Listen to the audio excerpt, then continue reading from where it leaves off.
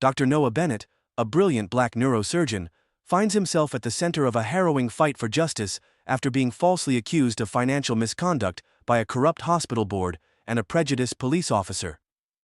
As he challenges systemic racism and abuse of power tied to a controversial hospital expansion project, Noah faces microaggressions, blatant discrimination, and attempts to discredit him. With his career and reputation on the line, he refuses to back down, exposing the deep racial biases and corruption threatening his community. This powerful story unveils the infuriating realities of racism in America and the resilience needed to fight back. In the cold, sterile room of a hospital waiting area, Alexander Grayson, a man once celebrated as the tech industry's golden visionary, sat hunched over a phone that no longer buzzed with the calls of investors or admirers. His fingers brushed over a thin layer of dust on the screen, a cruel irony for the man who had built a billion-dollar empire around clean, efficient innovation. Outside the large frosted windows, the world bustled, indifferent to the empire he had so recently lost. It had been 2 years since his company, Prism Dynamics, declared bankruptcy, a fall from grace so catastrophic that his name became synonymous with failure in industry blogs and late-night talk shows.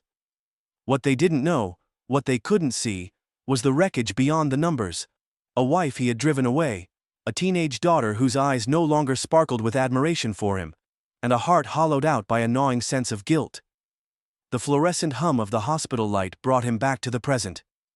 His eyes flicked toward the pale green doors that separated him from his daughter, Clara. She had been rushed in after collapsing during her basketball practice, her mother's frantic voice on the phone still echoing in his ears. She kept saying she was fine, but she's been pushing herself too hard.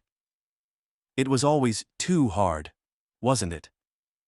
The irony wasn't lost on Alexander. He'd set that precedent, always pushing, always demanding more, from himself, from his team, from his family. And now, his daughter, his only child, was paying the price. He stood abruptly, pacing in the cramped waiting area. Memories clawed their way into his mind. Clara's 10th birthday, when she'd begged him to come to her recital, only for him to send a drone-delivered gift instead. The night his wife, Helen, packed a suitcase while he took a late-night call, her silhouette stark against the golden glow of their bedroom lamp. "Mr. Grayson?" The soft call of his name startled him. He turned to see a nurse in pastel scrubs, her expression professional but edged with sympathy. "Clara's stable now. You can see her." Alexander's legs felt heavy as he followed the nurse.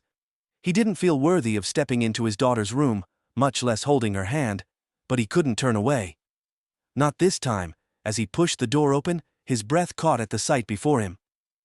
Clara, pale and fragile, lay amidst a sea of wires and machines.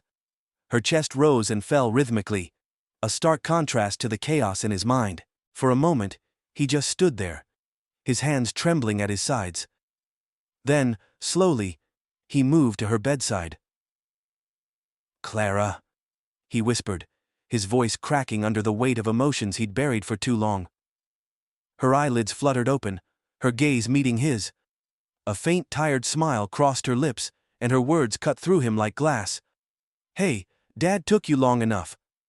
The air inside Ruthie's diner was thick with the scent of sizzling bacon and the faint hum of conversation. It was one of those places that hadn't changed much since the 1950s, with its faded checkered floor tiles and chrome-trimmed booths that squeaked when you sat down. For most people, it was a relic of a bygone era, but for Dr. Noah Bennett, it was a slice of peace. Here, amid the clatter of dishes and the low drone of a jukebox playing Sam Cooke, he could disappear into the fabric of the ordinary. Noah, a towering figure with deep brown skin and a neatly trimmed salt-and-pepper beard, sat at the counter, a newspaper folded neatly beside his cup of black coffee. He wasn't the kind of man who needed to announce his presence. His demeanor, calm, deliberate, and quietly commanding, did it for him. But in this moment, he was content to blend in. The modest navy blazer and worn leather shoes he wore didn't scream wealth, nor did they betray his status as one of the most respected neurosurgeons in the country. At 55, Noah had amassed a legacy most could only dream of. He'd pioneered surgical techniques, saved hundreds of lives, and mentored the next generation of doctors. Yet, He remained grounded, driving the same 10-year-old car he'd had since before his rise to prominence, and preferring quiet moments like these to any gala or black tie affair. His humility wasn't a facade. It was a shield, a way to navigate a world where wealth and power didn't always transcend race. The diner bustled with its usual midday crowd, blue-collar workers grabbing a quick bite, retirees chatting over coffee, and the occasional traveler who stumbled in off the interstate. Noah took a sip of his coffee and glanced around. The waitress, a young woman with dyed pink hair and a tired smile, was scribbling orders at the far end of the counter. A pair of mechanics in grease-streaked overalls were arguing good-naturedly about the score of last night's game. Near the window, an older couple shared a plate of pancakes, their laughter soft and familiar. It was unassuming and imperfect, and that's what he loved about it. The bell over the door jingled, drawing Noah's attention. A man in his late 40s stepped in, wearing a sharp gray suit and a look that suggested he was unaccustomed to waiting. He paused just inside the doorway, scanning the room before zeroing in on Noah. With a purposeful stride, he approached, his polished shoes clicking against the tiles. "Dr. Bennett," the man said, extending a hand. His voice carried the clipped tone of someone used to issuing directives. "I'm sorry to interrupt your lunch, but I need a moment of your time." Noah set his coffee down and offered a firm handshake. "Of course, Mr. Calloway, wasn't it?" "Callahan," the man corrected, with a tight smile. "From the board." "Ah, yes." Noah gestured to the seat beside him. "Please, sit." Callahan hesitated, his gaze flicking around the diner, as if the setting was somehow beneath him. With a faint sigh, he perched on the stool, smoothing his tie. "We've been trying to reach you," he began, lowering his voice as if their conversation required secrecy. "About the upcoming vote on the hospital expansion." Noah leaned back slightly, his dark eyes steady. "I've been busy. Patient rounds don't exactly pause for board politics." Callahan chuckled, though it sounded forced. "Understandable, but this is a critical juncture. We need to ensure we have your support, given your influence." There it was. The unspoken acknowledgement of the weight Noah carried, not just as a brilliant surgeon, but as the only black man on the hospital's board of directors. His presence wasn't just a symbol of progress, it was a necessary counterbalance in a space still grappling with its biases. "I've read the proposal," Noah said, his tone measured. "There are concerns about how the expansion might affect the surrounding community, displacing people, raising costs. Have we addressed those?" Callahan shifted uncomfortably. "We're working on it, but the benefits far outweigh—" "The benefits for whom?" Noah interrupted, his voice calm but unyielding. "That neighborhood has already faced its share of upheaval. If we push forward without a plan to protect the residents, we risk doing more harm than good." Callahan's expression tightened, though he quickly masked it with a practiced smile. "Your commitment to equity is of course admirable, but we must consider the bigger picture." Noah's lips curved into a faint, humorless smile. "The bigger picture always seems to leave the same people on the margins." Before Callahan could respond, the waitress appeared with a fresh pot of coffee. She offered Noah a warm smile as she refilled his cup. "Anything else for you, hon?" "No, thank you, May," he said, glancing at her name tag. "I'm all set." Callahan declined with a curt shake of his head, barely sparing her a glance. As she walked away, Noah studied the man beside him. Callahan's discomfort was palpable, though whether it stemmed from the diner's modest atmosphere or the pointed direction of their conversation, Noah couldn't tell either way. It was clear that the polished executive wasn't used to being challenged. "I'll review the latest figures," Noah said, breaking the silence. "But if we're moving forward, it has to be done responsibly. That's non-negotiable." Callahan inclined his head, though the tightness in his jaw betrayed his frustration. "Understood. I trust your judgment, Dr. Bennett." With that, he stood, smoothing his suit as if to shake off the diner's essence. "Thank you for your time." Noah watched him leave, his gaze lingering on the man's retreating figure. He wasn't naive. He knew his voice on the board was both a privilege and a responsibility, but it was moments like these that reminded him just how precarious that balance could be. As the bell over the door jingled again, Noah turned back to his coffee, savoring its warmth. The conversation had left a bitter taste, but he pushed it aside. For now, he would finish his quiet moment before returning to the chaos of the hospital. Unbeknownst to him, the day's challenges were far from over. Outside, the social climate was shifting, tensions bubbling beneath the surface.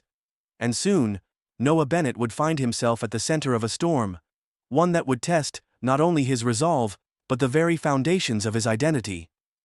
The afternoon sun hung low as Noah Bennett left Ruthie's diner, his hands tucked into his blazer pockets. The conversation with Callahan had left a weight in his chest, a familiar one. It wasn't anger exactly, but a quiet frustration. No matter how many accolades he earned or how many times he proved himself, there were always whispers of doubt, veiled behind smiles and handshakes. He glanced at his watch. He had an hour before his next meeting, just enough time to pick up a gift for a patient's young daughter. Maya, age 9, was scheduled for brain surgery in 2 days. She'd confessed during her last consultation that she was terrified, but the stuffed animals Noah always kept in his office helped. He smiled faintly at the memory of her hugging the plush giraffe he'd handed her. It wasn't much, but it mattered. Noah turned into a boutique toy store, nestled in the heart of downtown. Its window display was cheerful, featuring dolls, puzzles, and miniature train sets, all artfully arranged. A bell jingled softly as he stepped inside, the air cool and scented faintly of vanilla. The store was quiet, save for the murmured conversation between the cashier, a middle-aged woman with sharp, hawkish eyes, and another employee. Noah moved toward a shelf of stuffed animals, his large frame bending slightly to inspect a row of colorful creatures. He selected a soft elephant, its floppy ears and button eyes perfect for Maya. Tucking it under his arm, he made his way to the register. As he approached, the cashier's eyes flicked up, and her smile faltered. It wasn't blatant, just a slight narrowing of her gaze, a stiffening of her posture. Subtle, but unmistakable. "Can I help you?" she asked, her tone neutral, but laced with a practiced politeness that felt brittle. "Just this," Noah said evenly, holding up the elephant. She rang it up without comment, but as he reached for his wallet, another customer entered, a younger white man in khakis and a polo shirt. The cashier's demeanor shifted immediately, her smile brightened, and her tone warmed as she greeted the newcomer. Noah noticed the change, but said nothing, sliding his card into the reader. The cashier handed him his receipt without meeting his eyes. "Have a good day," she said briskly, already turning her attention to the other customer. Noah's jaw tightened, but he forced a polite nod. "You too." As he walked out, the familiar bitterness rose in his chest, simmering just below the surface. He'd experienced this 1,000 times before. The quiet dismissals, the questioning glances, the implicit assumption that he didn't belong. It never got easier, but he'd learned to compartmentalize, to let it wash over him without taking root. He stepped onto the sidewalk, the toy bag swinging lightly at his side. Across the street, a commotion caught his attention. 2 police officers were talking to a young black man near the entrance of a jewelry store.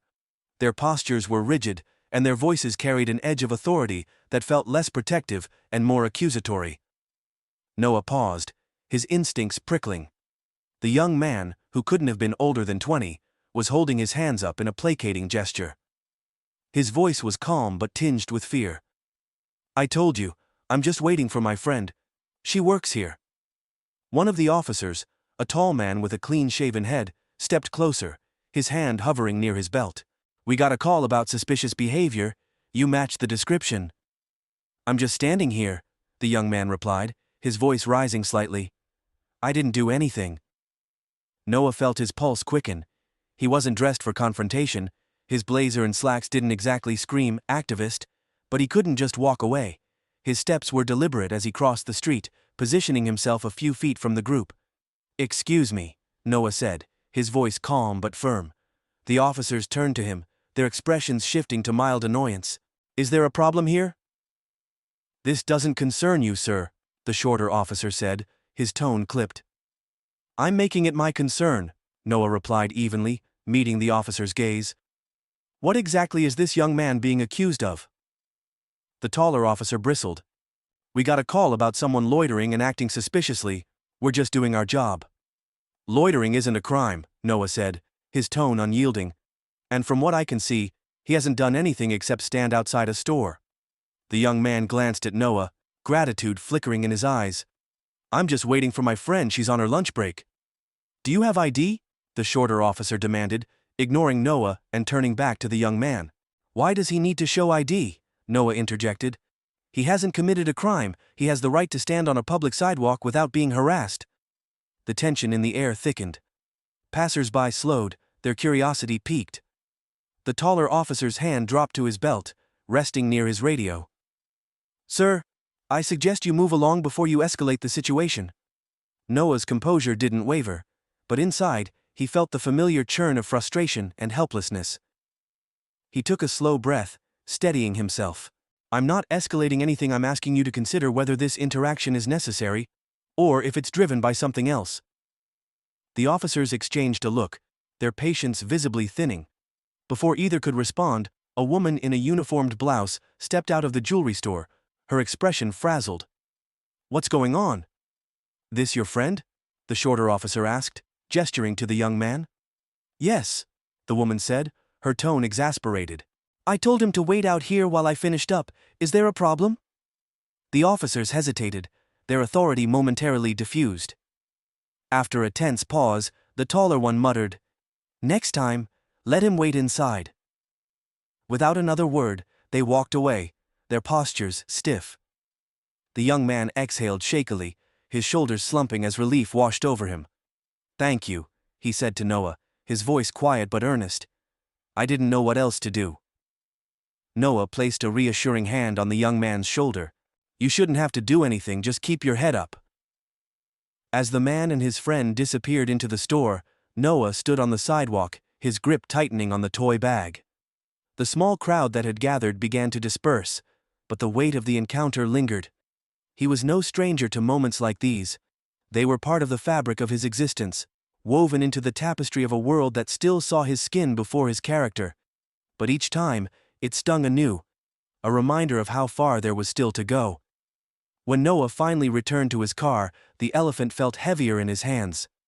He set it carefully on the passenger seat, staring out the windshield for a long moment before starting the engine. The road ahead felt daunting, but he couldn't let that stop him. He'd never had that luxury. As he drove toward the hospital, his mind churned with thoughts of what lay ahead. Not just for himself, but for the patients he fought for, the young people he mentored, and the generations still waiting for a world where justice wasn't conditional. The storm was brewing, and Noah Bennett was determined to stand at its center. The hospital's auditorium was packed, the murmur of voices blending into a low hum of anticipation. Noah Bennett stood backstage, his hands resting lightly on the podium he'd soon step behind. The room beyond was filled with colleagues, board members, and community leaders, all gathered for the annual town hall meeting to discuss the hospital's proposed expansion. The project had stirred heated debate in the community. Supporters praised its promise of cutting-edge facilities and economic growth, while critics warned of gentrification and displacement.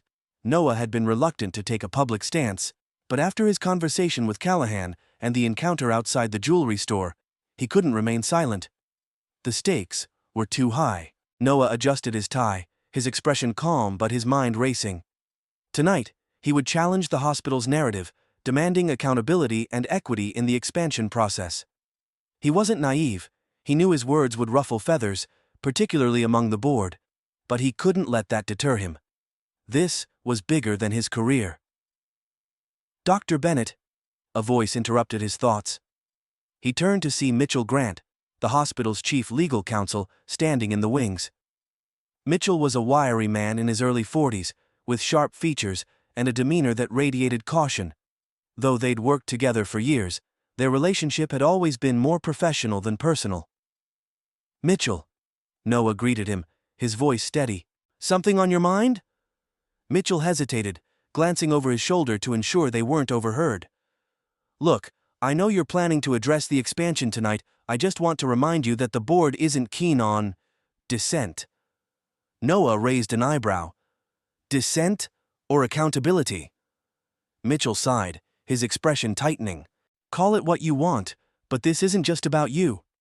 The board has a lot riding on this project, and they won't take kindly to someone jeopardizing it." Noah crossed his arms, his gaze unwavering. "Mitchell, I'm not here to placate egos. I'm here to advocate for the community this hospital is supposed to serve.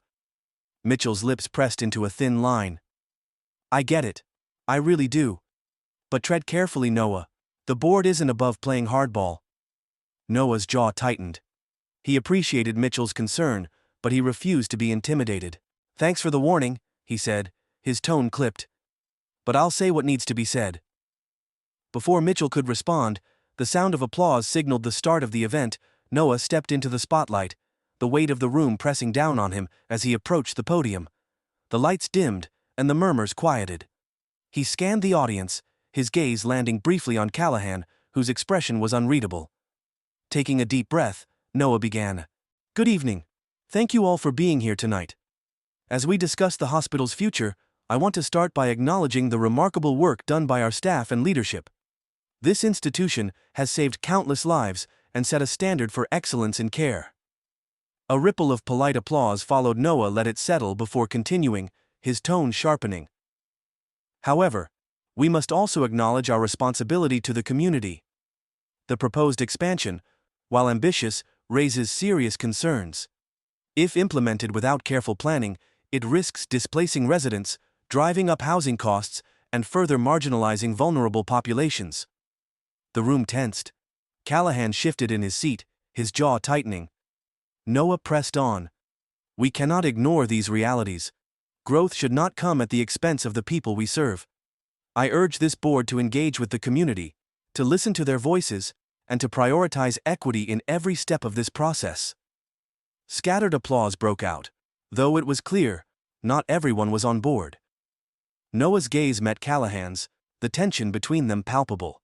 He could feel the room watching, waiting for the board's response. As he stepped back from the podium, the moderator thanked him and introduced the next speaker. Noah returned to his seat, his mind buzzing. The board's reaction would come soon enough, and he braced himself for the fallout. The fallout came quicker than he expected. The meeting had barely ended when Noah was approached by a security guard outside the auditorium. The man, tall and broad-shouldered, wore an apologetic expression. Dr. Bennett, I need you to come with me. Is there a problem? Noah asked, his voice calm despite the unease curling in his chest. The guard hesitated. There's been a complaint. The board asked that I escort you to their office for a discussion. Noah frowned but nodded. He followed the guard down a series of dimly lit hallways, his footsteps echoing in the silence.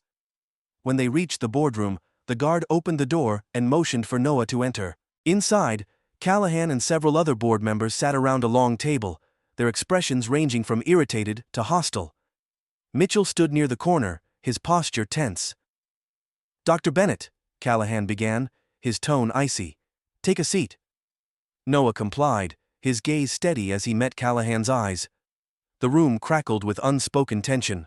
We appreciate your passion, Callahan said, his words laced with condescension. But your remarks tonight were inappropriate and counterproductive. You undermined the board's authority and jeopardized a project that represents significant investment and opportunity. Noah's expression remained neutral, though his frustration simmered beneath the surface. I spoke the truth. If that's inconvenient for the board, perhaps it's time to reevaluate our priorities. Callahan's jaw clenched. This isn't about priorities, Dr. Bennett. It's about professionalism. Your comments were divisive and inflammatory. With respect, Noah replied, his voice firm. My responsibility is to the patients and community, not to corporate interests. The room fell silent, the weight of Noah's words hanging heavily in the air. Callahan leaned forward, his eyes narrowing. You've left us no choice but to question your position on this board, he said, his tone cold. We'll be conducting a formal review of your role moving forward. Noah's stomach tightened, but he refused to show any sign of weakness. If advocating for equity costs me my seat, so be it, but I won't apologize for doing what's right. Callahan's lips thinned into a grim line. We'll see how far that righteousness takes you. As Noah stood to leave, Mitchell caught his eye, his expression conflicted. For a moment, Noah thought he might say something, but Mitchell remained silent. Outside the boardroom, the security guard waited to escort him back to the main hall. Noah walked past him without a word, his steps measured but heavy. His mind churned with anger and resolve. He knew this fight wasn't over. If anything, it was just beginning. Later that evening, as Noah sat in his office, his phone buzzed with a text from an unknown number. "Be careful, they're looking for leverage." Noah stared at the message, his pulse quickening. He didn't recognize the sender, but the warning was clear. The board wasn't going to let this go quietly. He leaned back in his chair, his gaze drifting to the stuffed elephant sitting on his desk. It was a reminder of why he couldn't back down. Maya and others like her deserved more than a hospital driven by profit. They deserved a system that cared about their future. The stakes had never been higher, but Noah Bennett wasn't afraid. He'd spent his life fighting for what mattered, and he wasn't about to stop now. The sound of a car door slamming jolted Noah from his thoughts.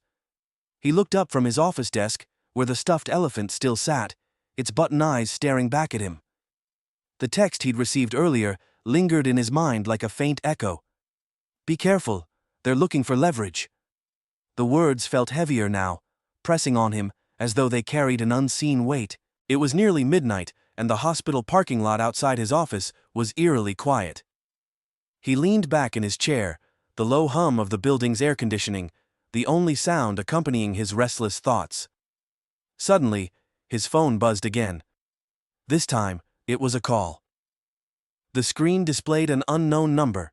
He hesitated before answering. "This is Dr. Bennett."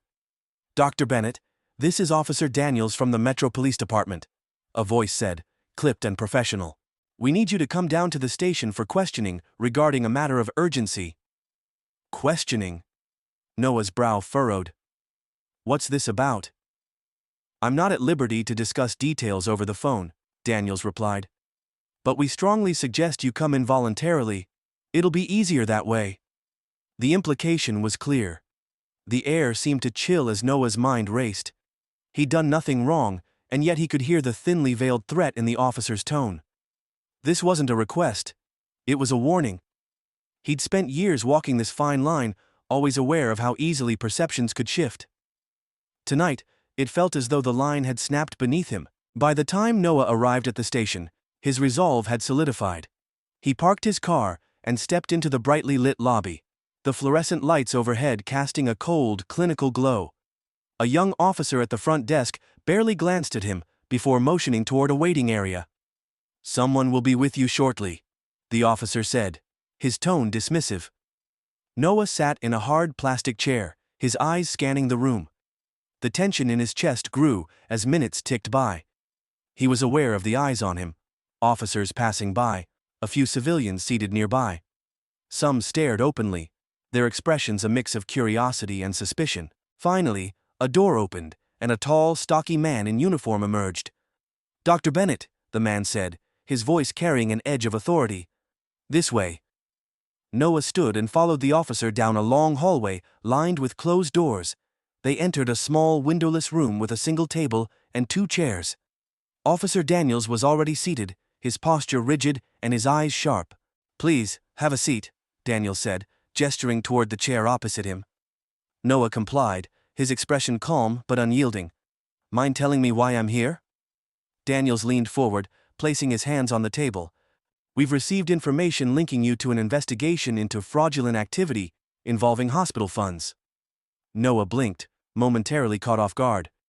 "Fraudulent activity? That's ridiculous." Daniels smirked faintly, as though he'd been expecting Noah's denial. "We have evidence suggesting that money allocated for the hospital's outreach programs has been misappropriated, transactions tied directly to your name." The words hit like a punch to the gut. Noah's mind raced. Outreach programs. He'd been a vocal advocate for those initiatives, ensuring underserved communities received care.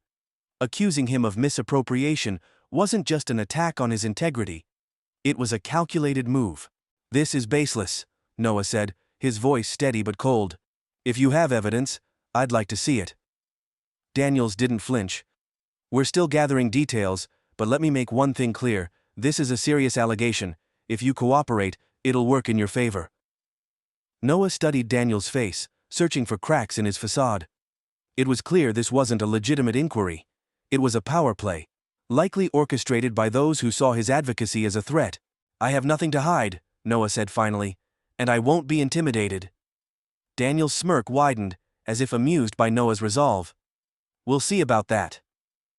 Hours later, Noah stepped out into the cool night air, his body tense and his mind churning. They hadn't charged him, but the damage had been done. Word of his questioning would spread quickly, especially if someone on the board had orchestrated it. He could already imagine the headlines. "Prominent surgeon under investigation for fraud." As he drove home, his phone buzzed again. This time, it was a call from Mitchell. "Noah," Mitchell said, his voice strained. "I just heard what happened. Are you okay?" Noah gripped the steering wheel tightly. "Define okay. They're trying to discredit me, Mitchell. You know that as well as I do." Mitchell sighed heavily. "Look, I don't agree with this, but the board is getting restless. They're calling an emergency meeting tomorrow morning. You should be prepared." "Prepared for what?" Noah snapped. "A firing squad?" "Just keep your cool," Mitchell urged. "They're trying to provoke you. Don't give them the satisfaction." Noah hung up without responding.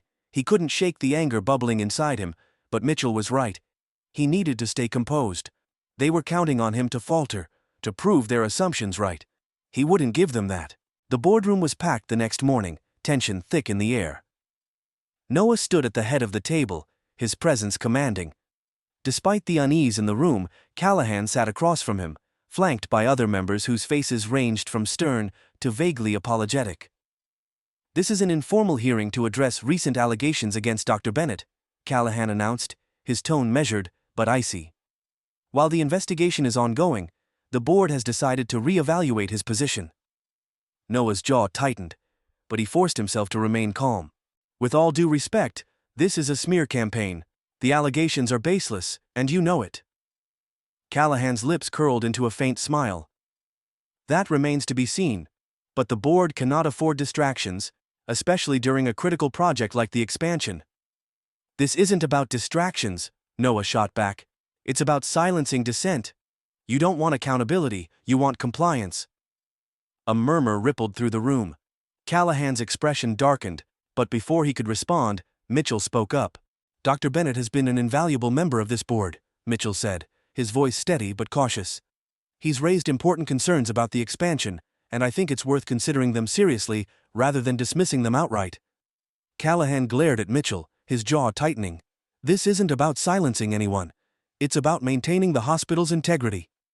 "And accusing me of fraud without evidence maintains integrity," Noah countered, his voice rising slightly.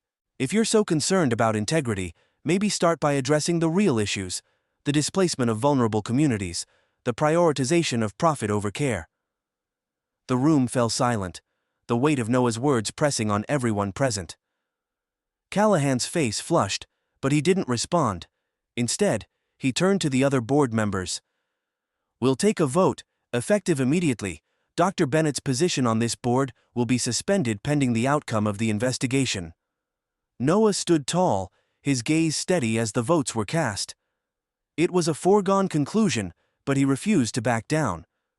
When the final tally was announced, 7-3 in favor of his suspension, he nodded curtly and turned to leave. As he stepped into the hallway, Mitchell caught up to him. "Noah," he said, his voice low. "I'm sorry I tried." "I know," Noah said, his tone resigned but determined. "But this isn't over." Mitchell hesitated. "If you need anything—" "I'll let you know," Noah said. "Right now, I need to focus." That evening, as Noah sat in his modest home office, he began strategizing. If the board wanted to discredit him, he'd fight back with facts, he'd compile evidence, rally allies, and expose the systemic corruption driving their decisions. He'd fought battles before, this one was no different. The storm had reached its peak, but Noah Bennett wasn't about to let it consume him. With each step forward, he could feel the tide turning. The fight for justice had only just begun. The hospital auditorium buzzed with nervous energy as Noah Bennett stepped onto the stage. This was supposed to be a routine press conference, a chance for the hospital to publicly address the expansion project and its controversies. But tonight, the tension in the air felt electric, like the calm before a storm. Noah scanned the room, his sharp gaze taking in the sea of faces: reporters, community leaders, hospital staff, and, at the back, Callahan and several board members. At the far edge of the room, Officer Daniels lingered, leaning against a wall with a smug expression. His presence was a clear signal. The forces arrayed against Noah were no longer operating in the shadows. The stakes had never been higher. This wasn't just about his reputation or career. It was about standing for the community that had been silenced for too long. Taking a deep breath, Noah gripped the edges of the podium, letting the weight of the moment ground him. "Good evening," he began, his voice steady despite the chaos swirling inside him. "I want to thank you all for being here tonight. I'm speaking not just as a doctor or a board member, but as someone who believes deeply in the mission of this hospital, to serve our community with integrity and care." A murmur of approval rippled through the audience, though the tension remained palpable. Noah allowed the moment to settle before continuing, his tone hardening. "In recent weeks, I've raised concerns about the proposed expansion project. Concerns about its impact on vulnerable populations, and the lack of transparency in the decision-making process. Unfortunately, these concerns have been met with hostility, baseless accusations, and attempts to silence me." Callahan's expression darkened, but he remained silent, his hands clenched on the armrests of his chair. Noah pressed on. "The allegations against me are not just false, they're a calculated attempt to discredit me and distract from the real issues at hand. And tonight, I'm here to set the record straight." Noah reached into his blazer pocket and pulled out a stack of documents, holding them up for the audience to see. These are internal reports and financial records that reveal a pattern of questionable practices surrounding the expansion project. Funds meant for community outreach were diverted to private contractors with ties to certain board members. A gasp rippled through the crowd as Noah's words landed like a thunderclap. Reporters leaned forward, their pens scratching furiously against notepads. "Dr. Bennett, that's enough!" Callahan barked, rising to his feet. His voice echoed through the room, but it lacked its usual authority. Noah turned to him, his expression calm but unyielding. "What's enough, Mr. Callahan? Exposing corruption? Asking for accountability?" "This is a smear campaign," Callahan shot back, his face reddening. "You're trying to deflect from your own misconduct." Noah didn't flinch. "My misconduct? Let's talk about that, Officer Daniels. Would you care to join us?" He gestured toward the back of the room, where Daniels straightened, clearly caught off guard. All eyes turned to the officer as he reluctantly approached the stage, his jaw set in a defiant line. Noah stepped aside, giving Daniels the full attention of the room. "Officer Daniels was part of an investigation that alleged I misappropriated hospital funds," Noah said, his voice cutting through the tension. "But what you didn't know is that Daniels has a personal connection to one of the contractors profiting from this expansion, a connection conveniently left out of the report." Daniels' face twisted in anger. "That's a lie," he growled, but his voice wavered just enough to betray his uncertainty. Noah pulled out another document. "This is a sworn affidavit from a whistleblower detailing your involvement in falsifying evidence to implicate me. Would you like me to read it aloud?" The room erupted into chaos. Reporters shouted questions, and cameras flashed as Daniels lunged forward, his composure snapping. "You think you can just stand there and accuse me?" he spat, his voice rising. "People like you always play the victim." "People like me?" Noah interrupted, his voice low but laced with steel. He stepped closer, his towering presence forcing Daniels to take a half-step back. "Say what you mean, officer." Daniels' mouth opened, but no words came out. The silence that followed was deafening. The confrontation might have ended there, if not for Callahan's sudden outburst. "Enough of this theater!" he shouted, his voice cracking. "This isn't a courtroom, Dr. Bennett. You think you can grandstand your way out of this? You're done." Noah turned to face Callahan, his gaze steady and resolute. "You're right, this isn't a courtroom, but maybe it should be." Callahan faltered, his confidence wavering under the weight of Noah's words. "I've spent my life fighting for this community," Noah continued, his voice rising, "and I won't let you or anyone else strip it of its dignity. If standing up for what's right means losing my position, so be it. But I promise you this: your corruption won't go unchecked." A roar of applause erupted from the crowd, the energy in the room shifting decisively. Reporters swarmed toward the stage, shouting questions, while Callahan and Daniels retreated, their carefully constructed facades crumbling. Noah stood tall, the storm around him raging, but unable to touch him. He had faced the worst of their attacks, and emerged stronger. The fight was far from over, but for the first time, he could see a path forward. Later that night, as Noah returned to his office, exhaustion washed over him. The confrontation had taken everything he had, but it was worth it. The truth was out, and the momentum was on his side. His phone buzzed, and he glanced at the screen. It was a message from Mitchell. "You did it. They're panicking. Call me tomorrow. There's more to discuss." Noah set the phone down and leaned back in his chair, his gaze drifting to the window. Outside, the city lights flickered like distant stars, a reminder of the countless lives he was fighting for. The battle wasn't over, but he was ready for whatever came next. The room was heavy with silence as Noah stepped into the makeshift hearing. The walls were plain, the fluorescent lighting harsh, and the air stifling with tension. Around the long conference table sat the board of directors, their faces ranging from feigned neutrality to thinly veiled hostility. At the head of the table, Callahan leaned back in his chair, his steely gaze fixed on Noah like a predator sizing up its prey. To Callahan's left sat Officer Daniels, dressed in civilian attire but no less imposing. His smirk radiated smug satisfaction, as if he had already won whatever game was being played. Noah knew better. He'd spent years navigating rooms like this, where power and perception meant more than truth. He had prepared for this moment, not to defend himself, but to expose the rot at the core of the institution. "Dr. Bennett," Callahan began, his voice calm but clipped, "we've convened this special session to address the allegations brought against you. As you know, these are serious claims that could jeopardize not only your position, but the reputation of this hospital." Noah remained standing, his frame tall and unyielding. "I'm well aware of the gravity of the situation," he replied, his voice steady, "and I'm here to ensure that the truth, not fabricated accusations, is what prevails." Callahan's lips twitched into a humorless smile. "Of course we're committed to a fair and impartial process. That's why Officer Daniels has joined us, to provide clarity on the investigation." Daniels leaned forward, his eyes gleaming with malice. "Dr. Bennett, it's not uncommon for individuals in positions of power to misuse their influence. The evidence we've gathered suggests a clear pattern of financial misconduct under your watch." Noah raised an eyebrow, his composure unshaken. "A pattern? You say? I'd be very interested to see this so-called evidence." Daniels slid a file across the table, its contents meticulously arranged. Bank transactions, contracts, and witness testimonies. All of it points to funds being funneled into personal accounts and unauthorized expenditures. Noah opened the file, scanning its contents. His sharp eyes quickly noted inconsistencies.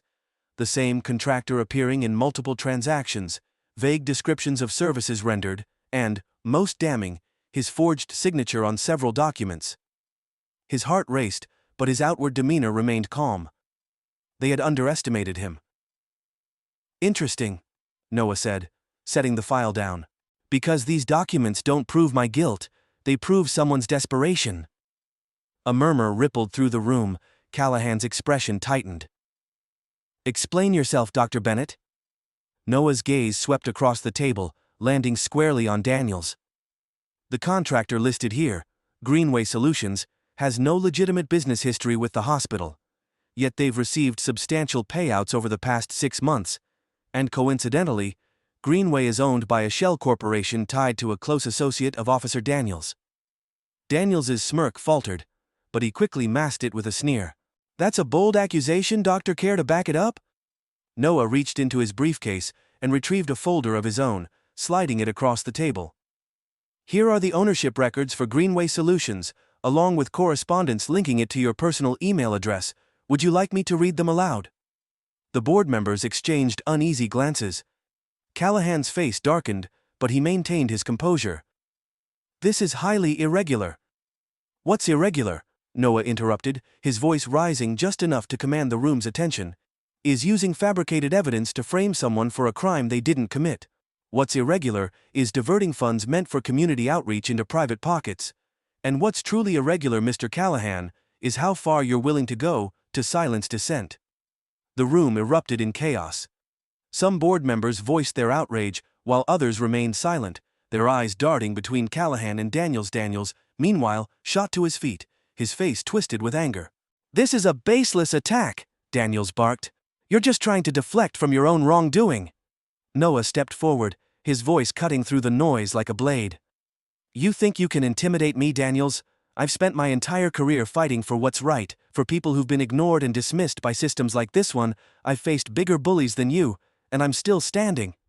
Daniels clenched his fists, his bravado cracking. Callahan raised a hand, calling for order, but his authority had begun to crumble. "Enough!" Callahan snapped, his voice strained. "This meeting is devolving into theatrics. If you have further evidence, Dr. Bennett, you'll present it to the appropriate channels." Noah turned to the board, his expression resolute. "You've seen the truth. The question is, will you act on it, or will you continue to protect the people who are exploiting this institution for their own gain?" The silence that followed was deafening. Callahan shifted in his seat, his confidence eroded by the weight of the evidence. But Noah wasn't done. "I've already sent these documents to an independent investigative body," Noah continued, his tone sharpening. "The press will receive copies by the end of the day, so whether you act or not, this will come to light." The boardroom seemed to shrink as the weight of Noah's words settled over the room. Callahan's face reddened, and Daniels looked as though he might explode, but neither spoke. Noah turned and began to walk toward the door. Just as he reached it, Callahan's voice stopped him. "You're making a mistake, Dr. Bennett," Callahan said, his tone cold and threatening. "This won't end the way you think it will." Noah paused, his hand on the doorframe. Without turning around, he replied, "No, Callahan, it'll end exactly the way it should." As Noah stepped into the crisp evening air, a sense of both relief and uncertainty washed over him. He had taken his stand, exposed the truth, and held his ground against those who sought to destroy him. But he knew the battle wasn't over. The systems in place were deeply entrenched, and the fight for justice was far from won. His phone buzzed in his pocket. It was a message from Mitchell. "They're scrambling, stay sharp, you've shaken the hornet's nest." Noah smiled faintly. For the first time in weeks, he felt a glimmer of hope. The storm was raging, but he was still standing, and he wasn't alone. As he walked to his car, his mind churned with the possibilities ahead. He had set something in motion, a ripple that could grow into a wave. But for now, the path forward remained uncertain, and the stakes had never been higher. The following morning, the hospital buzzed with an energy Noah hadn't felt in years. It wasn't the usual hum of patient care and administrative duties. It was sharper, tinged with curiosity and unease. By the time Noah arrived at his office, news of the previous night's confrontation had spread like wildfire. The press had picked up the story, and the documents he'd shared were already circulating. The headline on the local news site read, "Prominent Doctor Exposes Corruption in Hospital Expansion Scandal." Noah sat at his desk, sipping coffee as he scanned the article. His phone buzzed relentlessly with texts and emails, some congratulatory, others cautious. One stood out, a message from the hospital's chief operating officer. "We've convened an emergency board meeting this afternoon. Your presence is requested." Noah set the phone down, his pulse steady. He knew this wasn't an olive branch, it was damage control. The board had been backed into a corner, and now they had no choice but to address the fallout. The boardroom was quieter than it had been the previous night, the atmosphere thick with tension. Callahan was conspicuously absent, his usual seat at the head of the table glaringly empty. The other board members exchanged nervous glances as Noah entered, his posture calm, but commanding. Mitchell was already seated, his expression a mix of relief and exhaustion. He gave Noah a small nod as he sat beside him. "Dr. Bennett," the COO began, her voice measured, "thank you for joining us on such short notice. We've reviewed the evidence you presented, and it's clear that certain individuals have violated both the law and the trust of this institution." "Where's Callahan?" Noah asked, his tone neutral but pointed. The COO hesitated. "Mr. Callahan has stepped down as chairman, pending the outcome of an internal investigation. Officer Daniels is also under scrutiny, and we've referred the matter to law enforcement." A flicker of satisfaction crossed Noah's face. It wasn't a complete victory, but it was a start. "And the expansion project?" he pressed. "We've decided to pause all activities related to the expansion Until we can conduct a thorough review, the COO replied. We'll also be forming a community advisory committee to ensure that future decisions reflect the needs of those we serve. Noah leaned back slightly, his expression unreadable. Good. That's a step in the right direction. The COO exhaled softly, as though she'd been holding her breath. We recognize the importance of transparency moving forward. Your actions have highlighted systemic issues we can no longer ignore. Mitchell leaned forward, his voice steady but firm. Dr. Bennett put himself on the line to expose this corruption. His integrity and commitment to this hospital are undeniable. It's imperative that we support his continued role here. The board murmured their agreement, though a few members avoided Noah's gaze. The wounds were fresh, and trust wouldn't be rebuilt overnight, but Noah could see the tide turning. The COO nodded. Dr. Bennett, we'd like to formally reinstate you to your position on the board. Your leadership is crucial as we navigate these changes. Noah inclined his head. I accept, but let me be clear, this is just the beginning. If we're serious about change, we need to act with intention, not just words. The room fell silent, the weight of his statement hanging in the air. For the first time, Noah felt the faintest glimmer of hope. The fight wasn't over, but they were on the right path. In the weeks that followed, the hospital underwent a seismic shift. Callahan's resignation became public, and Officer Daniels was formally charged with conspiracy and fraud. The hospital's Community Advisory Committee took shape, composed of local leaders, activists, and residents who had long been marginalized in the decision-making process. Noah threw himself into the work, his days filled with meetings, strategy sessions, and outreach events. The pace was grueling, but it was fulfilling in a way he hadn't experienced in years. He wasn't just fighting for the community, he was rebuilding trust, brick by brick. One afternoon, as he was leaving the hospital, he spotted a familiar figure waiting near the entrance. The young man he'd defended outside the jewelry store stood there, clutching a folder. His name was Malik, Noah remembered. Dr. Bennett, Malik called, his voice tentative. Noah approached, his expression softening. Malik, good to see you. How are you? Better, thanks to you, Malik said, offering a shy smile.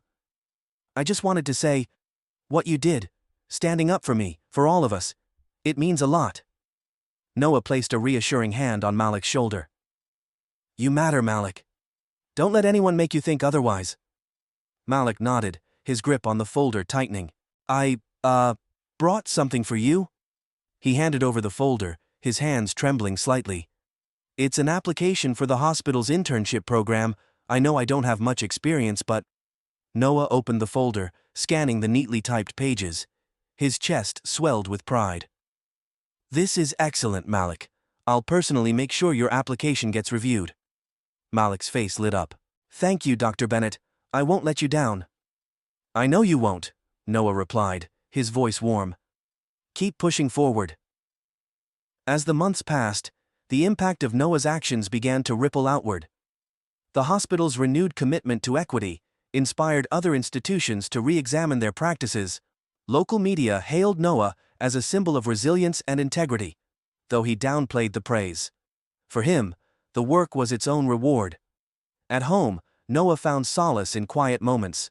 A meal shared with friends, a walk through his neighborhood, a late-night book by the fire. The weight of his journey lingered, but it no longer felt unbearable. He had faced the storm and emerged stronger, not just for himself, but for the people who had placed their trust in him. One evening, as the sun dipped below the horizon, Noah stood on the balcony of his modest home, a cup of tea in hand.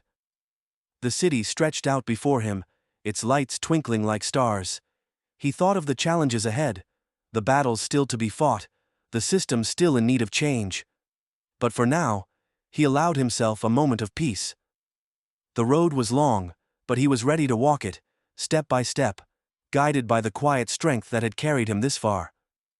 The city was quiet in the early morning hours, the streets bathed in the soft golden light of the rising sun. From the balcony of his home, Noah Bennett stood with his hands resting on the railing, gazing out over the skyline.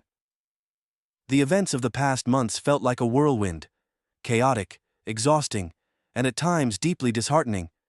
But as he breathed in the crisp air, he allowed himself to reflect on how far he had come. he was no stranger to battles.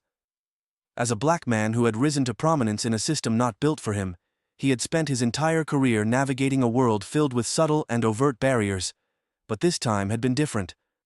This time, the fight had felt personal in a way he hadn't anticipated. Not just for his own integrity, but for a community long overlooked and undervalued: growth and resilience. Noah had always considered himself a man of principle, someone who would stand up for what was right, no matter the cost. But this experience had tested that belief in ways he couldn't have imagined. The weight of false accusations, the blatant attempts to silence him, and the very real threat to his reputation and career had pushed him to the brink. Yet, through it all, he had remained steadfast. The man who now stood on his balcony was not the same as the one who had walked into Ruthie's diner weeks ago, sipping coffee in quiet contemplation. He had grown tougher, sharper, but not harder. If anything, the ordeal had deepened his empathy. He had seen firsthand how systems of power could be manipulated to oppress and silence.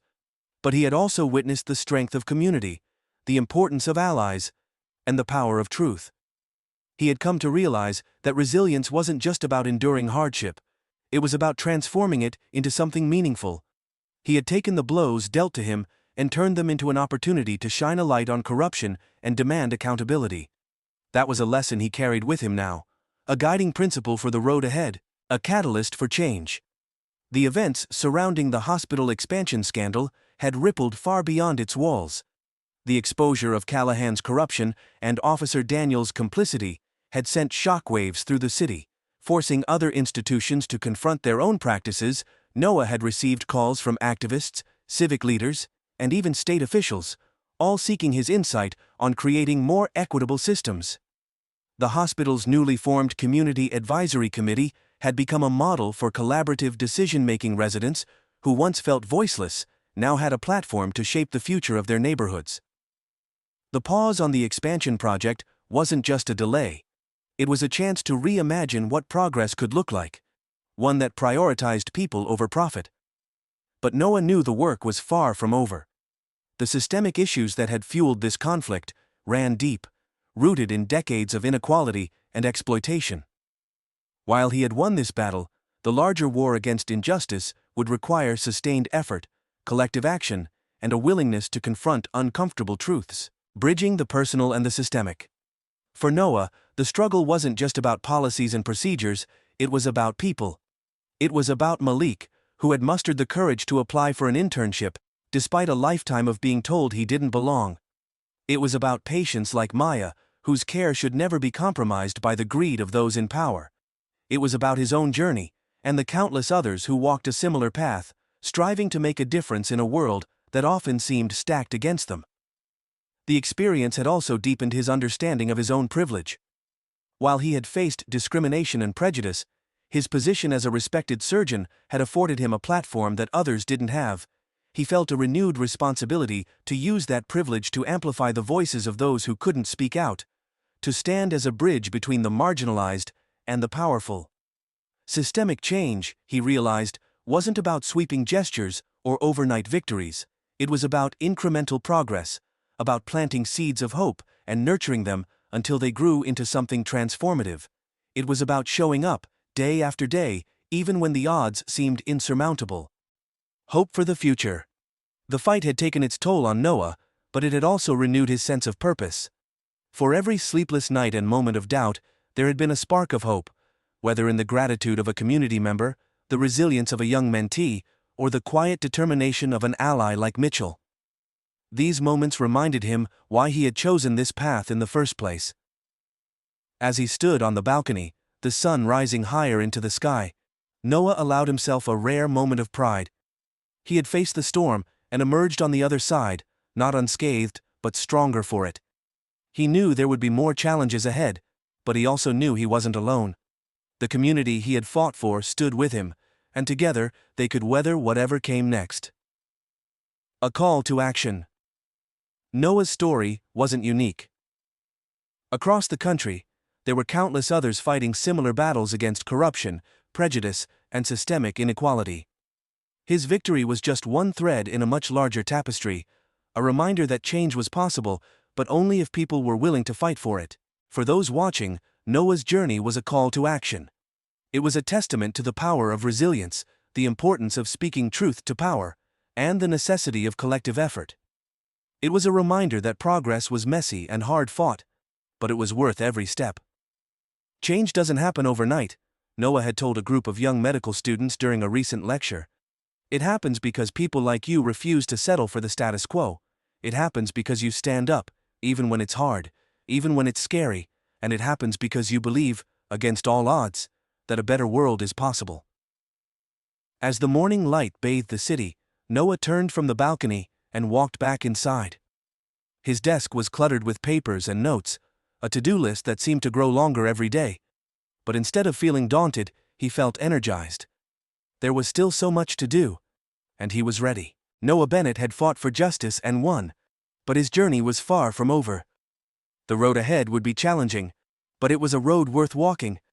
And as he prepared for whatever came next, he carried with him the lessons of the past, the strength of his convictions, and the unshakable belief that change was not just possible, it was inevitable.